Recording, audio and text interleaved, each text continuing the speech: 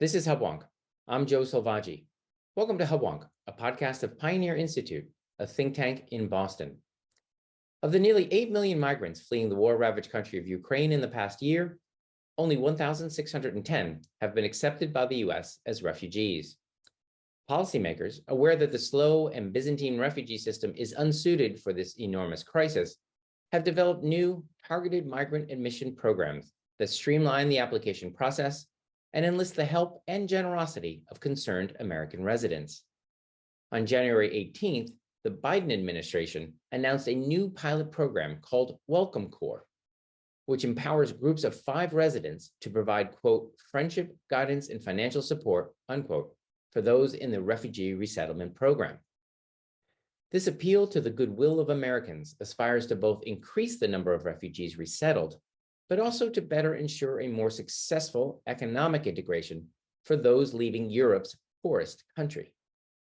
How does the US immigration system typically define and process refugees? How do these new programs, such as Welcome Corps, differ from the past? And how effective will these new initiatives be vetting, admitting, and matching refugees to Americans eager to show compassion for their plight? My guest today is George Mason Law Professor and immigration expert Ilya Somin. Professor Somin is the author of the recently released book, Free to Move, Foot Voting, Migration, and Political Freedom, in which he makes the case that the ability to move offers migrants a powerful tool with which to improve their lives and also incentivizes governments to create policies in which residents prefer to stay and live. Professor Somin will share with us his views on the current refugee admission system in the US and how the newer programs rolled out in the past year might improve the prospects for those fleeing war and persecution. When I return, I'll be joined by immigration expert Professor Ilya Somin. Okay, we're back. This is Hubwonk. I'm Joe Salvaggi, and I'm now pleased to be joined by George Mason Law Professor and immigration expert Ilya Somin. Welcome back to Hubwonk, Ilya. Thank you so much for having me. Okay, now we're going to talk today about, actually today is the day after President Biden announced a new program to streamline the US refugee program. I think the initiative is being called Welcome Corps, and it's what I found interesting, at least on, the whole day I've had to analyze it. Private citizens can band together and sponsor refugees for entry into the US. I think it's safe to say, while our listeners have a broad range of opinions about immigration policy, it's my gut that says Americans are very sympathetic to the plight of refugees escaping for their lives. That's just my feeling. So before we dive into the implications of yesterday's executive branch initiative, let's start by defining terms. I've already used the term refugee. So for the benefit of our listeners who don't understand the term, what is a refugee and how does the US define it legally? Yeah, so refugee is one of those words where the legal definition is often quite different from the sort of colloquial definition that we use in ordinary language. And ordinary people, when we speak about refugees, we just usually mean those escaping some kind of horrible circumstances, oppression, war, violence, or something of the sort. But the legal definition of refugee used by the United States and also incorporated in the International Refugee Convention is people who are fleeing threats or persecution on account of their race, religion, sex, membership in a particular social group or political opinion. And that includes a number of different types of persecution. But interestingly, it does not include people fleeing what I have called equal opportunity oppression, where just the government of a country like North Korea or Cuba or Putin's Russia just oppresses a wide range of people, regardless of their political opinions or their race, religion, or ethnicity. And it doesn't include people fleeing war and violence when that war and violence is just generally endemic to the area, as opposed to targeting them specifically based on one of these kinds of characteristics. So the legal definition of refugee in the law is a much narrower concept than what we might think of as a refugee in ordinary language. So a country like North Korea, where everybody's being tortured because it's equal opportunity torture, they would not necessarily be refugees. And again, in a war where the bombs are falling on everyone, again, unfortunately, that wouldn't be a legal definition of a refugee. So you make that distinction clear. So let's go further and say, okay, now if someone wants to come to the US as a refugee, Who determines whether they fall into that category? How are these refugee applicants, I suppose I'd call them, how are they vetted by the United States?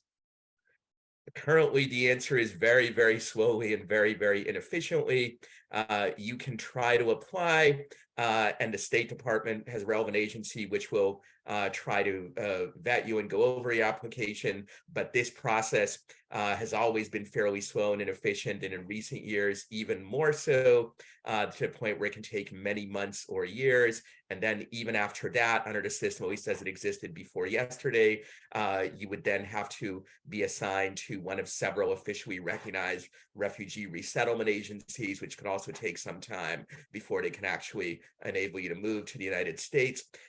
So to give you some more concrete data, in fiscal year 2022, the United States, through the formal refugee program that I mentioned, admitted only about 25,000 refugees from everywhere in the world combined. The year before, it was a record low that was even lower than that, of 11,000. Before the Trump administration, there had been years where it was as high as 120,000 and the like, but even then, it was fairly slow and inefficient. And in principle, the purpose of this system is to ensure that the person really does meet the legal definition of refugee and doesn't pose some other kind of risk. But there's not a lot of evidence that this many months or years of waiting is actually worth it in terms of national security or any other kind of benefit. So 25,000 in a world of 8 billion in a country of a third of a billion, right? These are relatively small numbers. But let's set that aside. What does then if one makes it through this, what seems like a lottery, what does that entitle one to? When you're a refugee and you've made it through this gauntlet, what do you become? The main thing it entitles you to is you get permanent legal residency in the United States, a green card. You can even eventually apply for citizenship after a few years, and also you have the right to work in the U.S. In addition, refugees, unlike other immigrants, are entitled to some specific resettlement assistance and the like. So you might say that they get a little bit more in the way of welfare benefits than other immigrants. Those studies showed that after a period of years, even in the case of refugees, over time, they end up putting more into the public fist than they take out. But if you do make it through the gauntlet, you are eligible for certain benefits that other immigrants might not be eligible for, though even that may not be entirely worth it, given that to get through the gauntlet, you're still living in misery, often in refugee camps and the like, for a couple of years, and so most people, if you say you can have some modest welfare benefits for a few years at the end of this, but you first have to spend 2 years in a refugee camp, a lot of people would say those benefits aren't entirely worth it. Sure, sure. Now we're going to talk a little bit, or a lot of it, I suppose, about Ukraine. We have talked in the past about Afghanistan when we pulled out of there and left a lot of people on the runway. But where have refugees, at least in modern times, recent times, where have they historically come from beyond, let's say, Ukraine and Afghanistan? I don't have the data ready to hand as to where the most common sources of the people who made it through the official refugee system are, but I think a lot of them are from the Middle East, Africa, some from Latin America, some from other places, basically countries where either there's some kind of horrible conflict going on or there's some sort of severe oppression based on one of the categories I mentioned earlier: race, religion, ethnicity, sex, and so forth. So we're talking about people usually coming from horrible situations where either they're in the midst of a war, fleeing the likes of ISIS or the like, or they're fleeing some truly horrific, oppressive regime. And not only are they fleeing that regime, but if they qualify for the status, it probably means that either they were specifically targeted by the regime for one of these reasons, or they have a strong and plausible fear that they're going to be. So they might be members of a persecuted racial or religious minority, for example, Christians fleeing a radical Islamist regime, or members of minority religions fleeing a government like North Korea, which persecutes them, and so on. So we're nearly 1 year into the war in Ukraine, where Russia invaded Ukraine. I recently read that nearly 8 million people have left Ukraine. Ukrainians have left Ukraine. That's nearly a quarter of their population. It's a lot of people, 8 million. How many have we accepted into the US? I don't know if you have that number, but how many have, let's say, been accepted as refugees formally? Very few have been accepted through the formal refugee system that I just described, probably only 1 or 2,000. However, many more have been accepted through other programs, including Uniting for Ukraine, which we're probably about to discuss. So the total number of Ukrainians who have come to the US since the larger scale Russian invasion began on February 24th of last year. There was already actually fighting before that, but the big invasion began last year, a little bit less than a year ago. Since then, we don't have an exact figure, but probably the United States has accepted something like 150 or 200,000 Ukrainians in all. Okay, now before yesterday's announcement, there were, you alluded to it briefly there. There were a couple programs specifically targeted to Ukrainians. We were sympathetic to the invasion and the people who were being invaded. You mentioned Uniting for Ukraine. I think that was an effort to streamline the process for migrants, and it's entirely separate from refugee status. Explain how Unite for Ukraine worked and you know, what its participants were offered. Sure. Uniting for Ukraine, like the Welcome Corps program, which we're going to probably discuss later, is a private refugee sponsorship system where instead of having to go through the complex formal system that I just described, a Ukrainian, which by this definition is anybody who is living on the territory of Ukraine as of around mid-February of last year, if they find a U.S. sponsor, which is an American citizen or a green card holder who lives in the U.S., that all the American sponsor needs to do is fill out a form on the USCIS government agency website, which shows their financial resources and some other information. The form is called I-134A. And if you submit that form, which also includes some information about the Ukrainian sponsorees, then USCIS will swiftly make a decision as to whether the people qualify. And that decision, unlike the refugee process, can happen very quickly. I myself am a sponsor, and I get an answer about our sponsoree family within 9 days after I submitted the form, which by the standards of US government bureaucracy, especially immigration bureaucracy, is lightning speed. However, there is this catch that participants in Uniting for Ukraine, although they can get in much faster, under the current rules, they're only eligible to legally live and work in the US for up to 2 years. After that, they if they worked, it would probably have to be in the black market, and obviously they might be subject to deportation. A second catch is that if you have legal refugee status, then the president can't just revoke it if he wants to. It's a congressionally granted status that, for practical purposes, almost impossible to revoke, barring some kind of proof of fraud or the like. On the other hand, with Uniting for Ukraine, this is a program that depends almost entirely on executive discretion. So if President Biden wakes up on the wrong side of his bed and decides to end a program, or he just decides it's not politically advantageous anymore, or if a successor makes a similar decision, they probably could succeed in terminating the program in a way that they could not succeed in terminating someone's refugee status, at least not without enormous difficulty. So Uniting for Ukraine works much faster and more efficiently than the traditional refugee system, which is why we have had well over 100,000 Ukrainians enter the US under Uniting for Ukraine since the program was created last April. But on the other hand, it does have this some element of precariousness, that the people are eligible to stay for only up to 2 years, and their fate is in the hands of whoever happens to be in the White House, at least unless and until Congress were to formally make the program permanent or create a more secure status for the people involved. Indeed, they sound very vulnerable to the winds of politics. As one who's got a front row seat as an actual sponsor, if you don't mind me asking, how much of a commitment? I mean, to our listeners, they're imagining, do they move into your attic, or do you give them a check, or do you, go with them on job interviews? What does it look like to be a sponsor? So for those interested, I've written about this in a bit more detail in an article in the Washington Post and later in a series of posts at the Volokh Conspiracy blog at the Reason Magazine website. If you look at the rules on this, the rules don't really precisely define exactly how much of a commitment you're supposed to make. It just says that the sponsor is supposed to provide support for things like housing and searching for employment and filling out forms and helping the people find ways to learn the English language if they don't know it already.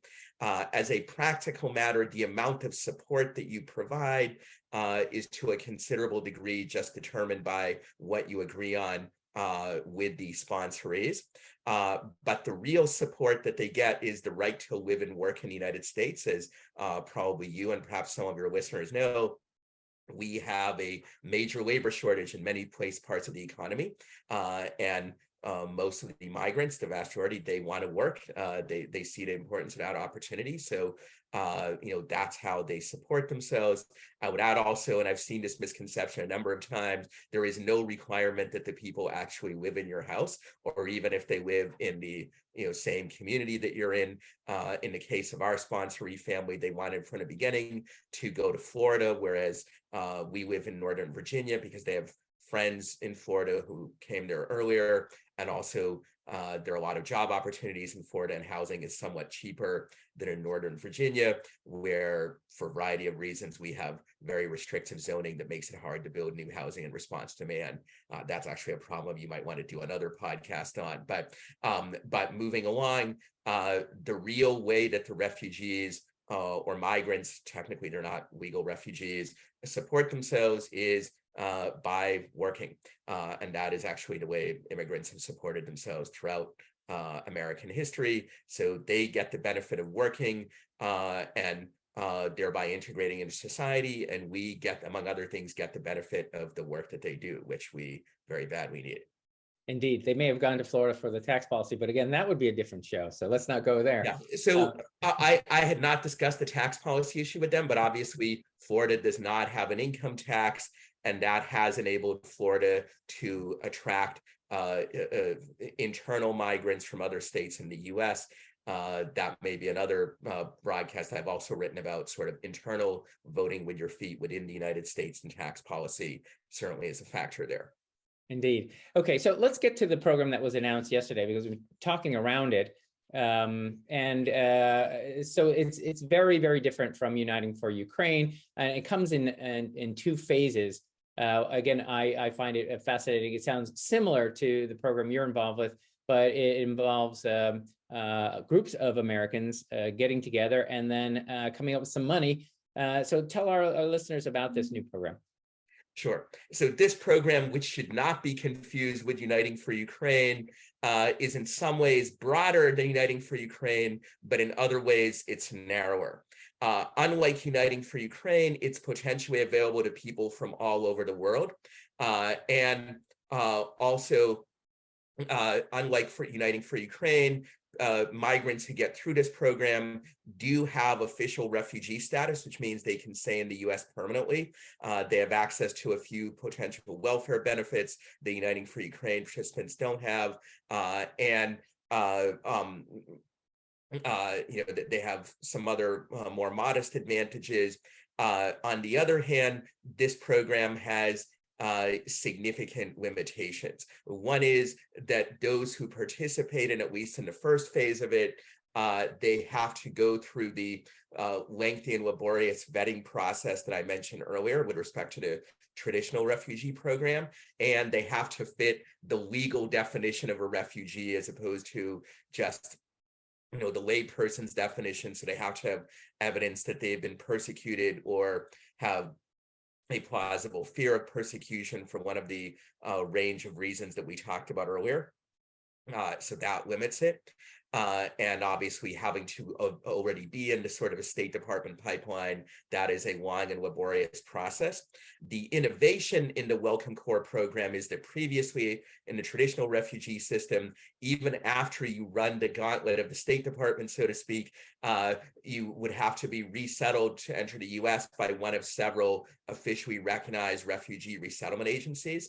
But here, the process and the opportunities can be expanded by allowing resettlement with the aid of private sponsors, which here is defined as a group of 5 or more people who have to be American citizens or U.S. permanent residents. And that group has to come up with a sum of money of, I think it's $2,275 per sponsoree. And they also have to commit to providing some other support, though the other support is not really very precisely defined how much it would be.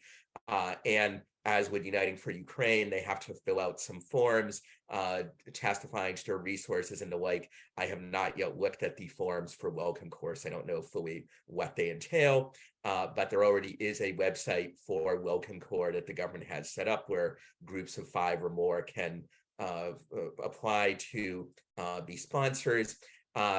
The administration also says that later this year, 2023, they will have a second phase of the program where, unlike in the existing phase where the sponsors, essentially sponsorees would be assigned to them from among those already in the pipeline. In the second phase, these groups of sponsors could potentially recommend people who are not already in the pipeline to get into the pipeline and be considered for refugee status. What is not clear, at least for the materials from the Biden administration I've seen so far, is whether that pipeline will be the same long, laborious process that the current traditional refugee pipeline is, or whether it will be somehow different. At least as we speak right now, on Friday, January 20th, I do not yet know how that is going to work. And I'm not sure the administration has made a final determination on that. So I think to the ears of our listeners, that sounds potentially very appealing. I think you pointed out the ambiguity of the term refugee, both legally and sort of conceptually. Every person may have a different idea. If one is a sponsor and then one can reach out to, theoretically, the Ukrainian of choice and define a refugee in their own way, for the government to allow them to do that, that seems to me to solve both your problem and, in a sense, make refugee rescue a more personalized experience for people who want to get engaged with this. Not quite. In the Welcome Core system, even in the second phase, I think the participants would still have to meet the international law or the international and U.S. law definition of refugee, as opposed to just a colloquial definition or a personal definition that a particular individual sponsor might have. What may be possible under the second phase Welcome Core is that you could choose the particular person or the particular family or whatnot, and it's also possible that after that point, the vetting might not be as lengthy and cumbersome as it is under the traditional refugee system, though that remains an open question, but it will not be, probably it will not be as swift and efficient as Uniting for Ukraine is, and it would still be limited to the current legal definition of refugee, though, as I mentioned earlier, there is the benefit for the refugees themselves, that if they run the gauntlet of getting in as somebody who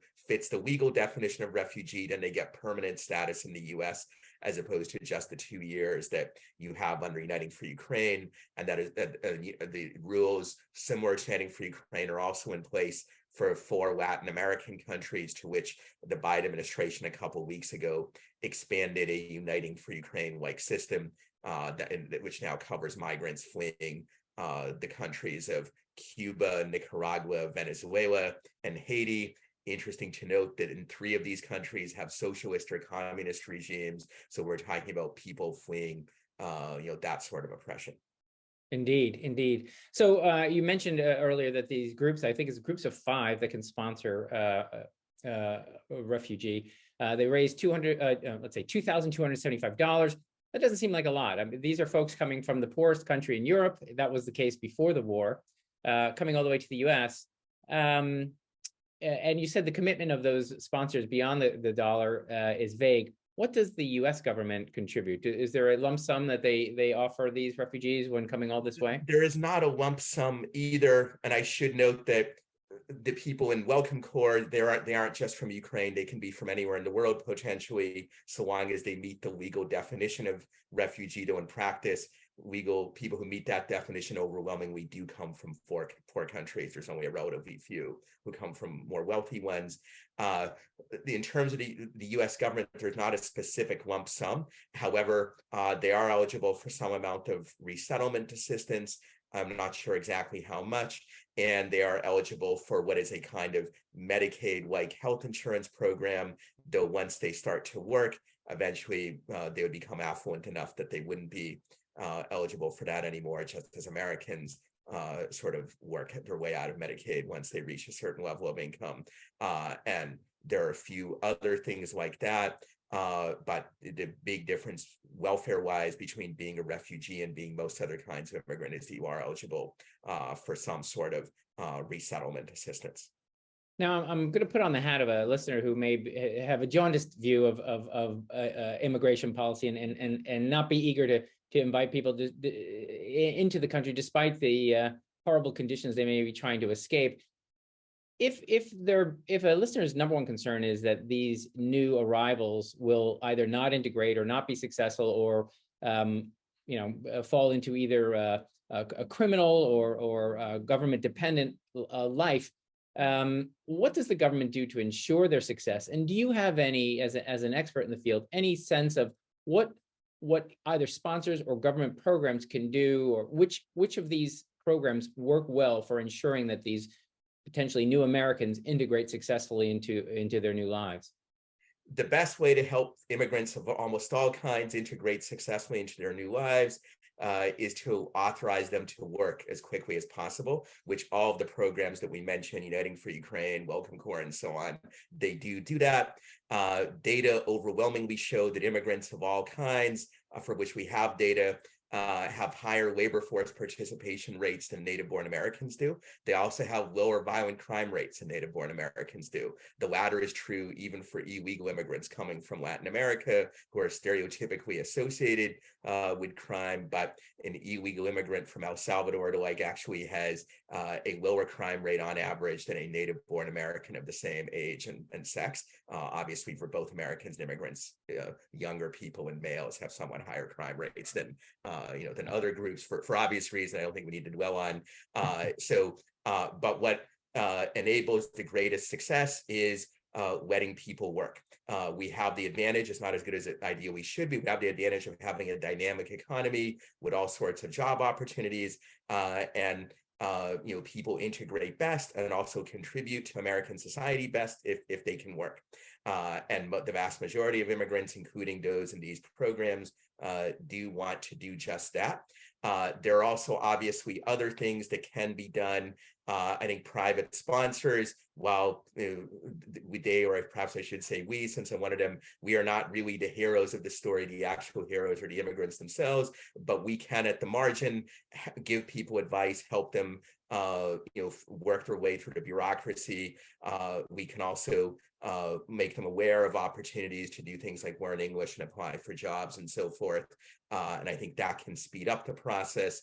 I think also, there are other reforms that we can talk about that would improve work opportunities, not just for recent immigrants, but also for natives as well. But the single biggest thing, both from the standpoint of common sense and from the standpoint of social science data, is the opportunity to integrate into society by working.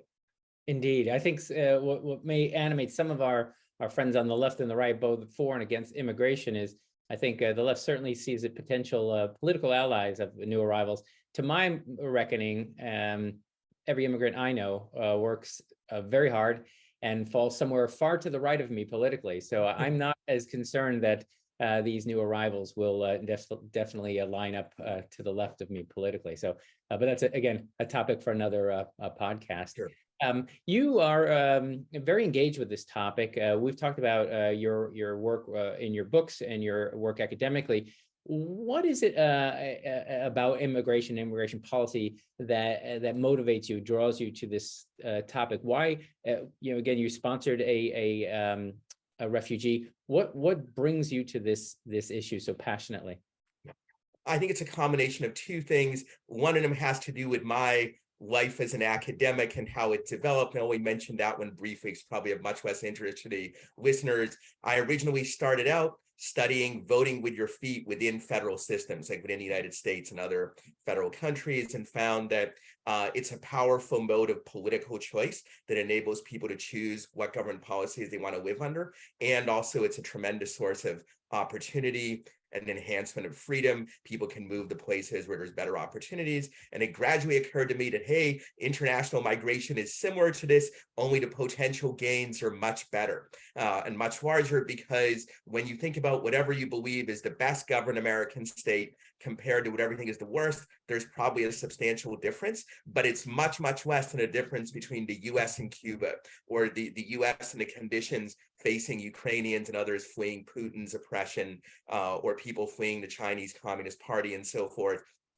Those differences are stark and huge. And so you can get much greater enhancements of human freedom and well-being through liberalizing international migration than through any reforms with internal voting with your feet, though I have written about that as well. And that brings us to the second point, which matters more for the public interest, and that is that precisely because the gains are so huge, even incremental liberalization of immigration policy, that has huge benefits that are difficult or impossible to replicate through changes in any other kinds of policies. If we allow, say, 5% more people to enter the US legally than before, that's another 50,000 or more people per year who get vastly greater freedom and opportunity they would have otherwise. And also there's major gains for natives of receiving countries as well, because the immigrants productively contribute to the economy. Moreover, data show that on average, they're more likely to contribute to innovation of a scientific nature, entrepreneurial nature, and the like. So that also creates huge benefits for the receiving country and even for the whole world. For instance, immigrants are particularly prominent on average in both the US and Canada and Europe in medical and scientific advances. Many of them are responsible for vaccines that cure deadly diseases and the like. Indeed, the first successful COVID vaccines were actually developed by immigrants for children of immigrants to Europe or the US from poor, backward societies. If these people or their parents had stayed where they were, either we wouldn't have COVID vaccines yet, or at the very least would have taken much longer to get them. Many more people would have died. And this is just one example. If you look at other major medical advances of the last century, immigrants in the United States are behind a very substantial proportion of them. And if you look at other scientific fields, the same thing is true. It's also the case if you look at just purely entrepreneurial innovation. Immigrants on average are more likely to start businesses and make other innovations of that kind. Obviously, many of these businesses fail, just like many businesses founded by native-born people fail as well. But among those that succeed are some of the most important and successful parts of the American economy. Famous examples include people like Andrew Carnegie, an immigrant from Scotland, Sergey Brin, the founder of Google, an immigrant from Russia, like me, but obviously a much more successful one than me. And there are many. How about Albert Einstein? Albert Einstein, yes, though it's complicated in his case because much of the work for which he's most famous, he did before he came to the US. So that was an interesting, because he came to the US at a much later point in his life. However, I think we can be glad that after he did come, he was contributing to science in the US rather than in Nazi Germany, though given that he was Jewish, probably the Nazis would stupidly not have been willing to avail themselves of his services anyway.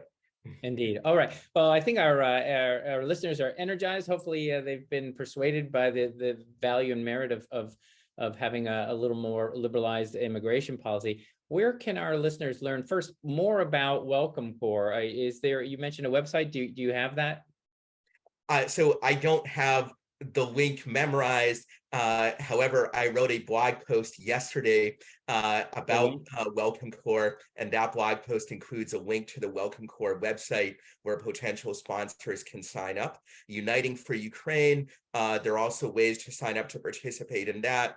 The best one is the welcome.us website, where you can essentially create a profile as a potential sponsor, and Ukrainians seeking sponsors can then contact you. This is actually how I found our sponsoree family, and welcome.us is setting up a similar portal for the 4 Latin American countries that I mentioned earlier: Cuba, Nicaragua, Venezuela, and Haiti.